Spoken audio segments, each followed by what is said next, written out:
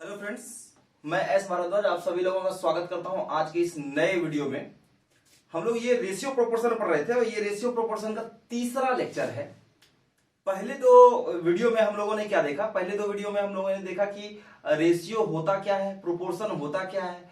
उसके बाद मैंने जो बेसिक सवाल थे, कुछ कुछ बेसिक जो एकदम सभी लोगों को आता है, जीरो लेवल के सवाल, उसे मैंने देखा। हालांकि कोई सवाल जीरो लेवल का नहीं होता है, अगर आप उसे समझ नहीं बनाते हो तो फिर आपके लिए एक चुनौती खड़ी हो जाती है आने वाले समय में। तो जो आप आसान समझते हो उसे भी पढ़ने की जरूरत है और वहां से स्टार्ट करने की जरूरत है, खासतौर पे वैसे लोग जो कि शुरू कर रहे हैं तैयारी के लिए या जिनका की बेसिक्स एकदम क्लियर नहीं है। इसलिए मैंने एकदम स्टार्ट से शुरू किया है। तो ये हमारा तीसरा लेक्चर है उसी कड़ी में, रेशियो प्रोपोर्शन का। और आज हम कुछ सवालों को देखेंगे और वो सवाल जो होगा हमारा, वो सवाल मेरा सिर्फ और सिर्फ ये ध्यान में रख के होगा कि मतलब जो है आपके सभी प्रतियोगी परीक्षाओं की तैयारी में किस तरह से सवाल आते हैं, चाहे वो आसान प्रकार के हों चाहे वो कठिन प्रकार के हों। तो शुरू करते हैं आज का लेक्चर, लेकिन शुरू करने से पहले दो तीन बातों को पहले जान लेना जरूरी है। क्या दो तीन बातों को जान लेने की जरूरत है वो पहले मैं बता दूं आपको दोस्तों, कि अगर मान लीजिए कि रेशियो में मैं जो बता रहा हूं एकदम ध्यान से, हमेशा की तरह आप देख रहे हैं कि पीछे कुछ सवाल लिखे हुए हैं और मैं सवाल इसलिए पहले लिख लेता हूं ताकि आपका समय बच जाए, क्योंकि लिखने में और उसके बाद उसको मिटाने में टाइम लगता है या फिर एडिटिंग में भी उसे काट के हटना पड़ता है। तो मैं पहले ही लिख लेता हूं ताकि आपको एक फ्लो बना हुआ रहे और समय थोड़ा कम लगे। तो ये है हमारा पहले जो सवाल से पहले मैं कुछ बातों को देखता हूं। अगर मान लीजिए कि ए अनुपात बी का बात कर रहा है, कह रहा है दोनों मिलकर के जो है, मैं एक सवाल से पहले कुछ बातें कर रहा हूं, ठीक है, उसके बाद सवाल की तरफ चलूंगा जो लिखा हुआ सवाल है। और कह रहा है कि ए और बी दो संख्या है, मान लेते हैं दोनों संख्या का जो सम है वो है 50, दोनों संख्या का जोड़ है 50 या सम 50 है। और कह रहा है कि दोनों संख्या का रेशियो 2:3 है, तो संख्या क्या होगा? तो आप समझ जाएंगे कि एक संख्या 20 होगा और एक संख्या 30 होगा। कैसे? अगर यहां जोड़ का बात कर रहा है, एकदम ध्यान से समझिए जो मैं बता रहा हूं, एकदम ध्यान से समझना है तभी आप समझ पाएंगे। यहां अगर जोड़ का बात कर रहा है, क्या बात कर रहा है? यहां अगर जोड़ का बात, सम का बात कर रहा है, टोटल का बात कर रहा है, तो रेशियो का भी टोटल कीजिए। तो 3 और 2 क्या हो जाएगा? 5, ये हो जाएगा 10। तो एक हिस्सा हो गया, टोटल हो गया 5 हिस्सा, 2 हिस्सा ए के पास जा रहा है, 3 हिस्सा बी के पास जा रहा है, तो टोटल हो गया 5 हिस्सा। तो 5 हिस्सा से इसको डिवाइड कर दिए तो एक हिस्सा का वैल्यू आया 10, तो 2 हिस्सा का वैल्यू क्या आ जाएगा? 20, और 3 हिस्सा का वैल्यू क्या आ जाएगा? 30 आ जाएगा। तो ये बात हम लोग पहले समझते हैं, यानी कि अगर यहां जोड़ दिया हुआ है, यहां अगर सम दिया हुआ है, टोटल में सम दिया हुआ है तो रेशियो का भी सम करेंगे। यहां अगर डिफरेंस दिया हुआ है तो रेशियो का भी क्या करेंगे? डिफरेंस। दो बात पहले ध्यान रखना है, या अगर सम दिया हुआ है तो रेशियो का भी सम, डिफरेंस दिया हुआ है तो क्या करेंगे? रेशियो का भी डिफरेंस लेंगे। ठीक है, तो आज हम इसी कड़ी में कुछ सवाल को देखेंगे। तो अब अगर इसी को हम डिफरेंस के हिसाब से अगर सोच लें कि भाई दो संख्या है और दोनों संख्या का डिफरेंस मान लेते हैं कि डिफरेंस, दोनों संख्या को अंतर 50 है, इसमें डिफरेंस दिया हुआ है, तो क्या करेंगे? रेशियो का डिफरेंस लेंगे। तो 2 और 3 का डिफरेंस कितना होगा? 1, तो 50, डिफरेंस आया 1, तो 50 से आप इसको गुणा कर दो तो एक संख्या हो गया 100 और दूसरा संख्या क्या हो जाएगा? 150 हो जाएगा। अब देखिए 100 और 150 का डिफरेंस कितना आया? 50 आया ना। तो डिफरेंस है तो रेशियो का भी डिफरेंस लेंगे, और सम है तो रेशियो का भी सम लेंगे। ये जो है बेसिक जो मैंने आपको बताया, इसी के थ्रू में हम कुछ सवाल को देखेंगे और कुछ सवाल को सॉल्व करने का प्रयास करेंगे। बाकी जो मैंने पहले एक दो लेक्चर में बता के रखा हुआ है उसी का प्रयोग यहां पे करेंगे। तो चलते हैं फ्रेंड्स हमारे आज के पहले सवाल की तरफ। जो हमारा पहला सवाल है उसको बनाने का प्रयास करते हैं। पहला सवाल क्या देखिए, बोल रहा है कि 7480 रुपए को इस प्रकार से डिवाइड किया गया है 3 पार्ट में। कितने पार्ट में? 3 पार्ट में डिवाइड किया गया है कि पहला का 1/2, दूसरे का 1/3 और तीसरे का 1/6 आपस में इक्वल है। पहले पार्ट का 1/2, दूसरे पार्ट का 1/3 और तीसरे पार्ट का क्या? 1/6 आपस में इक्वल है। तो बोल रहा है कि तीसरा पार्ट कितना होगा? तो फ्रेंड्स क्या करते हैं, पहला, दूसरा और तीसरा पार्ट को ए बी सी मान लेते हैं। चलिए, ए पहला पार्ट, बी दूसरा पार्ट और सी तीसरा पार्ट। ठीक, अब तीनों आपस में क्या कह रहा है? कह रहा है पहले का 1/2, तो 1/2 ले लिए। दूसरे का क्या कह रहा है? 1/3 और तीसरे का क्या कह रहा है? 1/6 आपस में इक्वल है। सवाल पहले समझिए, पहले का 1/2, दूसरे का 1/3, तीसरे का 1/6 आपस में बराबर है। ये मैंने कर लिया। अब ए बी सी का रेशियो निकालना आसान। जब भी ऐसा कुछ दे तो पहले ए के पास कितना पार्ट है, कितना हिस्सा गया वो देख लें, बी का कितना हिस्सा गया वो देख लें, सी का कितना हिस्सा गया वो देख लें, है ना। तो पहले ए बी सी का रेशियो निकालें, फिर क्वेश्चन वही ढेर हो जाता है। रेशियो के सवाल में अगर आप रेशियो निकाल लेते हो तो क्वेश्चन, अधिकांश क्वेश्चन वहीं पे खत्म हो जाता है और वहीं पे आपको आगे का रास्ता मिल जाता है। तो ए बी सी का रेशियो क्या होगा, मैंने बताया था कि जो जिसके नीचे में रहेगा वही उसका रेशियो हो जाएगा। तो ए बी सी का रेशियो क्या हो जाएगा जी, एबीसी का रेशियो हो जाएगा 2:3:6। मैंने पहले ही बता रखा है कि जो जिसके नीचे रहेगा, जब इक्वल टू का साइन दिया हुआ रहे तो वही उसका क्या हो जाता है, आंसर हो जाता है, रेशियो हो जाता है। अब बताइए टोटल कितना था, टोटल था कितना 7480 रुपया। तो 7480 रुपया को क्या बताए थे, इधर भी रेशियो का क्या है, टोटल करना है 6 3 9 2 11। तो 6 3 9 2 11, 11 से आप इसको डिवाइड कीजिए, डिवाइड करिएगा तो कटा करके 680 आएगा। ठीक है, कटा करके कितना आएगा 680। अब हमको सी निकालना है तो इसको सी से गुना कर दीजिए, क्योंकि हमको 680 का सी निकालना है, सी मतलब तीसरा पार्ट निकालना है, ये थर्ड पार्ट है, ये थर्ड पार्ट है। तो सी से गुना करना है तो 680 से 6 को गुना कर दीजिएगा तो ये हो जाएगा 4080, ये हमारा आंसर आ जाएगा। अगर कह देता कि नहीं हमको बी निकालना है तो इसी 680 से क्या करते, क्योंकि एक हिस्सा आया है 680 तो 6 हिस्सा क्या होगा, 6 से गुना कर देंगे। एक हिस्सा आया 680 तो 3 हिस्सा क्या होगा, 3 से गुना कर देंगे। एक हिस्सा आया 680 तो 2 हिस्सा क्या होगा, 2 से गुना कर देंगे। तो ए बी सी किसी में भी निकालने का बात करता तो किसी भी रेशियो को गुना करते उससे 680 तो आंसर निकल जाता है। ठीक है, ये हमारा सवाल है, पहला सवाल। तो पहला सवाल उम्मीद करता हूं फ्रेंड्स आप समझ गए होंगे कि जब भी रेशियो का सम दिया हुआ रहेगा तो रेशियो का सम निकालेंगे, और जब रेशियो का डिफरेंस दिया हुआ रहेगा तो रेशियो का डिफरेंस लेंगे। और ऐसे ही सवालों को आपको बनाने की जरूरत है, आप समझ पाएंगे कि कैसे सवाल को बनाना है। तो चलते हैं हमारे अगले सवाल की तरफ। हिंदी वाले बच्चे भी ध्यान से देखेंगे क्योंकि हिंदी में भी मैं इसे बता दिया करता हूं। तो पहला सवाल ये था हमारा, बहुत ही आसान सा सवाल। और दूसरा सवाल हम लोग चलते हैं इसी प्रकार का सवाल। कह रहा है कि 744 रुपया है, 744 रुपया को इस प्रकार से विभाजित किया जाता है ए बी और सी में। 744 रुपया को इस प्रकार से विभाजित किया जाता है ए बी और सी में कि ए का 5 गुना, 5 टाइम्स ऑफ ए का 5 गुना, बी का 3 गुना और सी का 2 गुना आपस में बराबर है। ए का 5 गुना, बी का 3 गुना और सी का 2 गुना आपस में बराबर है। तो बताइए कि सी बी का हिस्सा कितना है। ए का 5 गुना, आंसर मैं यहां लिख रहा हूं, ए का 5 गुना, बी का 3 गुना, बी का 3 गुना और सी का 2 गुना आपस में बराबर है। तो सबसे पहले क्या निकालने की जरूरत है, ए बी और सी का अनुपात निकालना है।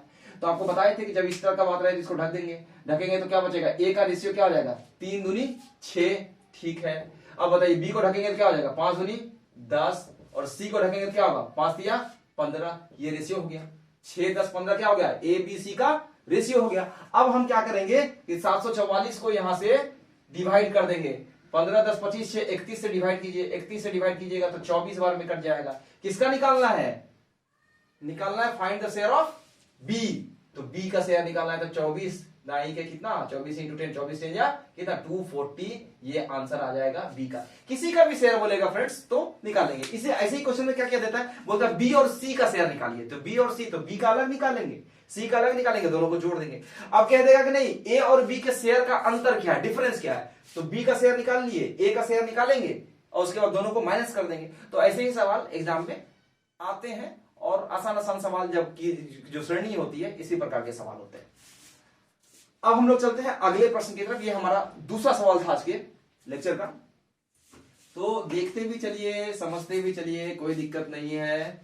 और कोई डाउट हो तो कमेंट सेक्शन में बताते भी चलिए कि किस प्रकार से आपको डाउट हो रहा है, क्या क्या डाउट आ रहा है, क्या क्या समस्या हो रही है। उसी प्रकार से मैं अगले वीडियो में इसका सुधार भी करता रहूंगा। ठीक है, आपके सुझाव आमंत्रित हैं, आप बताइए और उसके बाद वीडियो को मैं उसी प्रकार से आपके उम्मीदों पे खड़े उतरने की कोशिश करूंगा। और आपका जो भी शंका या समाधान या जिस भी प्रकार की परेशानी आपकी होगी मैं उसे दूर करने का प्रयास करूंगा, क्योंकि मैं वैसे ऑडियंस को टारगेट कर रहा हूं, वैसे लोगों को टारगेट कर रहा हूं जिनके पास इंटरनेट एक्सेसिबिलिटी तो है लेकिन कोचिंग की समस्या है, दूर लोग जाते हैं, दूर पढ़ना होता है उनको, या आसपास वैसे इलाके में आप रहते हो जहां पे कि अच्छे टीचर नहीं है या कोचिंग की व्यवस्था नहीं है। तो मैं वैसे लोगों के लिए ये सीरीज लेकर के आया हूं और बेसिक से पढ़ा रहा हूं ताकि आपको कोई दिक्कत नहीं हो। और क्योंकि आपको जब तक जीरो से नहीं पढ़ाया जाएगा आप समझ ही नहीं पाओ। तो ये हमारा तीसरा सवाल आज का। कह रहा है कि if the cost of 9 mangoes, sorry 9 mango और 4 बनाना, 9 मैंगो एंड 4 बनाना, देखिए ध्यान दीजिए, if the cost of 9 mangoes and 4 banana are equal, बोला कि 9 आम और 4 केले का जो क्रय मूल्य है, कॉस्ट है, वो इक्वल है 3 आम और 7 केले के दाम के बराबर। तो बताइए कि बनाना और मैंगो का कॉस्ट का रेशियो क्या है, बनाना और मैंगो का कॉस्ट का रेशियो क्या है। पहले क्या बोला, 9 मैंगो, आप लिखिए मैंगो को m मान लेते हैं और बनाना को b, तो 9 मैंगो लिख दीजिए, और 4 बनाना, तो 4 बनाना लिख दिए। r इक्वल टू इसका कॉस्ट इक्वल है कितना, 3 मैंगो और 7 बनाना के बराबर।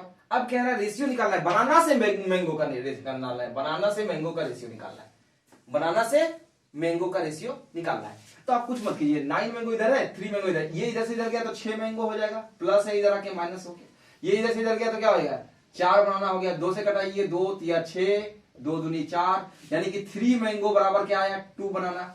अब बनाना 2 मैंगो निकालना है, तो बनाना निकालना, तो बनाना को ढकिए, तो क्या हो जाएगा, बनाना का रेशियो 3, और मैंगो को निकालना, मैंगो को रखिए ढकिए, तो क्या हो जाएगा 2, तो 3:2 हो जाएगा इसका, एक मैंगो और एक बनाना और एक मैंगो का कॉस्ट का रेशियो। यही पूछ भी रहा था कि बताइए फाइंड द रेशियो ऑफ, क्या कह रहा था, find the ratio of cost of bananas to mango. तो एक बनाना और एक मैंगो के कॉस्ट के रेशियो को निकालना था, मतलब उसके मूल्य के अनुपात को निकालना था। तो पहला शुरुआती 3 सवाल मैंने देखे और ये तीनों ही सवाल बहुत ही शानदार थे। इस तीनों ही सवाल को सॉल्व करके आपको मजा आया होगा। बेसिक लेवल के सवाल, लेकिन अच्छे सवाल थे जिसे बहुत बच्चे नहीं बना पाते और बहुत बच्चे बहुत ही आसानी से सॉल्व कर देंगे, क्योंकि ये बहुत ही आसान सवाल है। अगले टाइप की तरफ चलते हैं, जो कि अक्सर एग्जाम में आता है और पूछा गया है। तो मैं उस प्रश्न को पहले लिखता हूं, अगले 2-3 प्रकार के प्रश्न मैं यहाँ पे लिखूंगा फ्रेंड्स, और उसके बाद आपको बताऊंगा कि सवाल नंबर आज के वीडियो का चौथा, सवाल नंबर 4 जो आज के वीडियो का है वो मैं लिख रहा हूं, ठीक है। बहुत ही अच्छा सा सवाल और अक्सर एग्जाम में आता है कि एक बैग है, इन अ बैग, ठीक है, द रेशियो ऑफ, ये बहुत आसान सा सवाल भी है और कठिन सा भी सवाल कह सकते हैं। The ratio of number of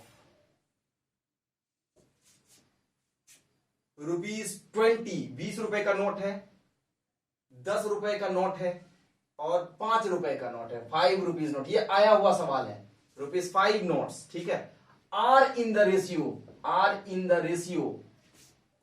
ratio, उनका अनुपात दिया हुआ है 3:4:5।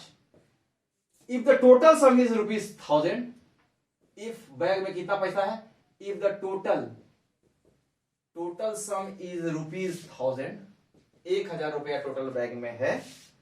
Find 5 rupees notes, find the number of 5 rupees notes. ये नंबर है, नो नहीं समझ लीजिएगा, ये नंबर है, ठीक है, नंबर 5 रुपए के नोटों की संख्या निकालना है, नोट्स। ये पहला सवाल है। इसी प्रकार के एक और सवाल को देखते हैं, ठीक है, क्वेश्चन नंबर 5 आज के सवाल का। वो कह रहा है कि in a bag containing 378 coins, ठीक, the ratio of value of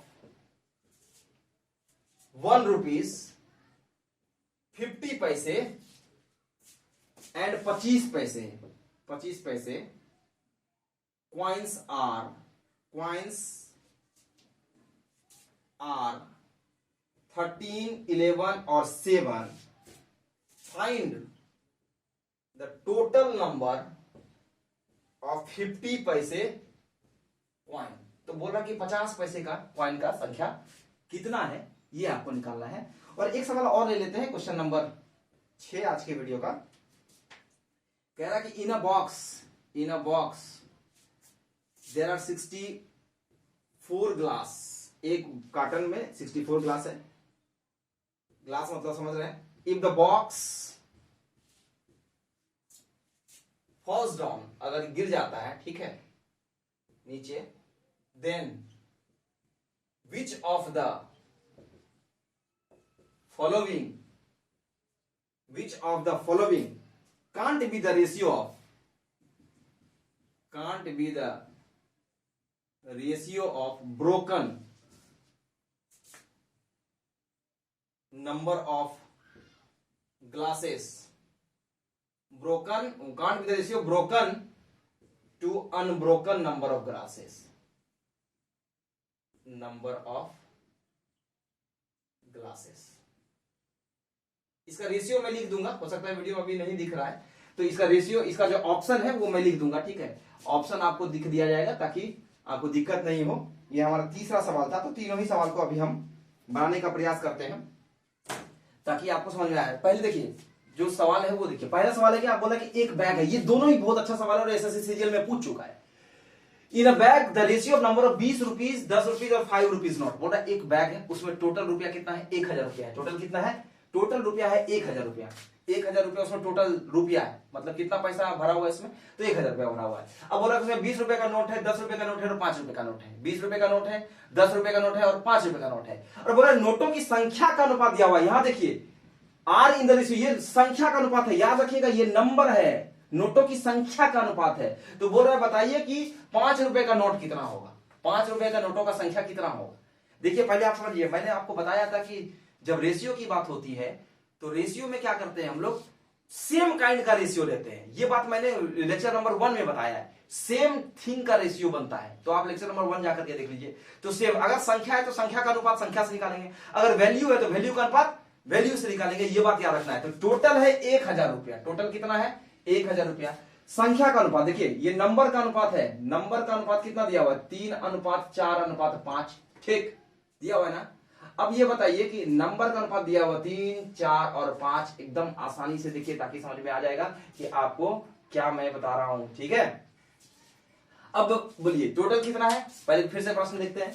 in a bag the ratio of number of 20 rupees note, 10 rupees note और 5 rupees note are in the ratio of this. अब बताइए कि तीन नोट मान लेते हैं, 4 note और 5 नोट क्या है अनुपात में, वैल्यू कितना है एक नोट का, तो एक नोट का वैल्यू है 20, एक का है 10 और एक का है क्या 5। तो बताइए कि 10 या 20 या 60 हो जाएगा टोटल वैल्यू, समझ में आ रहा है। ये एक नोट का वैल्यू है और ये क्या है 40 हो जाएगा। 10 चौके 40, मान लेते हैं 10 रुपया का 4 नोट है तो 40, 5 रुपया का 5 नोट है तो 25, समझ में आ रहा है। 5 रुपया का 5 नोट है तो कितना 25, 10 रुपया का 4 नोट है तो कितना 40 और 20 रुपया का 3 नोट है तो कितना हो गया, बोलिए 6। ये डिनोमिनेशन है, डिनोमिनेशन ठीक। नोटों का जो 20 रुपए का नोट था, 10 रुपए का नोट था, 5 रुपए का नोट था, एक एक नोट का बता रहा हूं, एक नोट का वैल्यू है। तो टोटल वैल्यू कितना हो जाएगा, तो इस हिसाब से टोटल वैल्यू का रेशियो क्या हो जाएगा, टोटल वैल्यू का रेशियो। तो 60, 40 और 25, बस इतना ही रहने दीजिए। तो 60, 40, 100 और 25, 125 से डिवाइड कीजिए। अच्छा ये वैल्यू की तरफ क्यों गए, वैल्यू की तरफ हम लोग इसीलिए गए क्योंकि यहां टोटल दिया था वैल्यू। यहां अगर संख्या का बात करता, अगले सवाल में देखेंगे, यहां वैल्यू है तो हम वैल्यू की तरफ गए, अगर संख्या होता तो संख्या की तरफ जाते। तो 125 से कटाइएगा तो कितना बार में कट जाएगा, 8 बार में कट जाएगा। 8 बार में कट गया तो बताइए 5 रुपए के नोटों की संख्या, तो यहां है संख्या वाला कॉलम, ये है संख्या वाला रो ये है, तो 5 रुपए का कितना नोट होना चाहिए, तो 8 पंचे 40, तो 40 नोट होना चाहिए 5 रुपए का। अगर वैल्यू का बात करता तो यहां वैल्यू से गुना करते कि 5 रुपए के नोटों की संख्या का कुल योग क्या है, तो ये इससे गुना करते। लेकिन हम क्या कह रहे हैं कि 5 रुपए के नोटों की संख्या का, 5 रुपए के नोटों की संख्या निकालें तो संख्या से गुना कर दिए। नंबर है, नंबर वाला लाइन ये है, तो 5 इंटू 8 तो 40 नोट हो जाएगा। क्या किए पहले, ये नंबर था और ये एक वैल्यू, एक नोट के साथ कितना कितना वैल्यू था ये, तो टोटल मान लिए कि 20 रुपए का 3 नोट है तो 60, 10 रुपए का 4 नोट है तो 40, 5 रुपए का 5 नोट है तो 25। तो टोटल वैल्यू का अनुपात ये हो गया। तो टोटल वैल्यू से यहां रख दिए क्योंकि यहां 1000 रुपया था, तो 1000 रुपया टोटल बैग में वैल्यू है। तो 1000 रुपया को 125 से डिवाइड किया, तो 125 को डिवाइड कर दिए तो 8 आया। तो 8 आया एक वैल्यू के नोट के साथ, तो यहाँ 5 था तो 5, 8 पंचे 40, इसका क्या हो गया, टोटल संख्या हो गया। संख्या था तो संख्या से गुना कर दिए, तो ये हो गया 40 नोट आया। 5 रुपए का कितने नोट था बैग में, तो 40 नोट। ये बहुत अच्छा सवाल था। और क्या करना है, वैल्यू है तो वैल्यू की तरफ चलेंगे, संख्या है तो संख्या की तरफ चलेंगे। तो ये हमारा जो है, हमारा ये अच्छा सवाल था, ये आज का चौथा सवाल। अब हम लोग अगले तरफ सवाल की तरफ चलते हैं। अगला सवाल क्या है हमारा, अगला सवाल भी बहुत इसी प्रकार का है, लेकिन यहां पे आप देख लीजिए, यहां पे कह रहा है क्या कि एक बैग है जिसमें 378 कॉइन है, यहां संख्या दिया हुआ है, यहां वैल्यू, वहां 1000 रुपया दिया हुआ था, ये संख्या है, टोटल सिक्का का संख्या कितना है, ये संख्या दिया हुआ है। बैग में कितना सिक्का है, टोटल 378 सिक्का है, 378। यहाँ संख्या दिया हुआ है तो संख्या की तरफ जाएंगे, वहां वैल्यू था तो वैल्यू की तरफ गए। तो क्या कह रहा है, 1 रुपया 50 पैसा और 25 पैसे का सिक्का है। तो देखिए यहाँ पे जो 1 रुपए का सिक्का है, 1 रुपए का सिक्का है, ठीक है, और 50 पैसे का सिक्का है। तो 1 रुपए का सिक्का, फिर 50 पैसे का सिक्का, फिर क्या है 25 पैसे का सिक्का है। और वैल्यू का अनुपात, ये वैल्यू का अनुपात है, ध्यान दीजिए। एंड 25 पैसे coins are a bag contain इतना करना है, रेशियो ऑफ वैल्यू बोल रहा है। तो ये वैल्यू का अनुपात है, ये नंबर का अनुपात नहीं है कि मतलब ऐसा नहीं है कि 1 रुपया का 13 सिक्का है या 11 सिक्का है, ये वैल्यू का अनुपात है, वैल्यू का अनुपात। अगर मान लीजिए वैल्यू का अनुपात है तो वैल्यू का अनुपात क्या हो जाएगा, 13 और फिर क्या 11 और फिर क्या 7। तो अब यहां संख्या, नंबर का अनुपात। अब हम इसी को थोड़ा देर के लिए रुपया मान लेते हैं कि 13 रुपया में 50 पैसे का कितना सिक्का, तो 22 सिक्का। ये वैल्यू आ रहा है, नंबर। क्यों नंबर की तरफ जा रहा है, क्योंकि यहां नंबर दिया हुआ है। 11 रुपए में 25 पैसे का कितना सिक्का, आप बताइए। ये तो यहां पे देखिए, यहां थोड़ा सा ये वैल्यू यहां आएगा, इसको फिर से लिख लीजिए। ये हो जाएगा 13, 11 और 7। तो 13 रुपए में नंबर कितना आ गया, नंबर कितना, 13 रुपये में 1 रुपया का कितना सिक्का, तो 13 सिक्का। 11 रुपये में 50 पैसे का कितना सिक्का, 1 रुपए में 50 पैसे का 2 सिक्का होता है, तो 11 रुपये में कितना होगा, 22 सिक्का, ठीक है। और 7 रुपए में 25 पैसे का कितना सिक्का, तो 1 रुपया में 25 पैसे का 4 सिक्का होता है, तो 7 रुपए में कितना हो जाएगा, 7 चौके 28 सिक्का। तो ये नंबर का अनुपात है, ये कितना हो गया, नंबर का अनुपात हो गया। अब ये नंबर का अनुपात हो गया तो सबको आप जोड़ दीजिए, जोड़िएगा कितना हो जाएगा, 28, 22 और 13। तो जोड़िए कितना हो जाएगा, 8, 2, 10, 3, 13 के 3, बाकी 1, 2, 2, 4, 1, 5, 1, 6, 63 सिक्का। टोटल कितना सिक्का आया, 63। तो ये वैल्यू था, ऊपर क्या था, वैल्यू था कि ये संख्या था। तो हम सिक्का का संख्या निकाले कि बैग में किसके किसके हिसाब से कितना कितना सिक्का का संख्या है। तो 63 से इसको आप गुना कर भाग दे दीजिए, तो कितना बार में कटेगा ये आप देख लीजिए, है ना। तो 6 बार में उम्मीद करते हैं ये कट जाएगा, कटेगा, 6 बार में कट गया। अब कह रहा है कि बताइए find the total number of 50 पैसे कॉइन। तो नंबर से गुना करना है, तो नंबर यहां है ना, 50 पैसे का कितना कॉइन, तो इसको 6 से गुना कर दीजिए तो 132 कॉइन आएगा इसका आंसर। नंबर का बात कर रहा है तो नंबर से गुना कर रहे हैं, वैल्यू का बात कर रहा है तो वैल्यू से गुना कर रहे हैं। ये बात हमेशा दिमाग में रखना है। रेशियो में भी नंबर का बात करेगा तो नंबर के रेशियो के साथ चलेंगे, उसका सम लेंगे, और वैल्यू का बात करेगा तो वैल्यू के रेशियो के साथ चलेंगे। यहां नंबर का बात कर रहा था तो टोटल सम हम किसका निकाले, नंबर का निकाले। इसके पहले वाले सवाल में वैल्यू 1000 रुपया का बात कर रहा है तो रुपया में अनुपात लिए। यहां संख्या का बात कर रहा था तो संख्या में अनुपात लिए, ठीक है। और उसके बाद हम क्वेश्चन को सॉल्व किए। ये हमारा जो है आज का 5वां क्वेश्चन था, ठीक है। अब अगले सवाल की तरफ चलते हैं फ्रेंड्स। अगला जो सवाल है हमारा, ये भी बहुत अच्छा सवाल है, लेकिन इसको हम ऑप्शन के थ्रू सॉल्व करेंगे।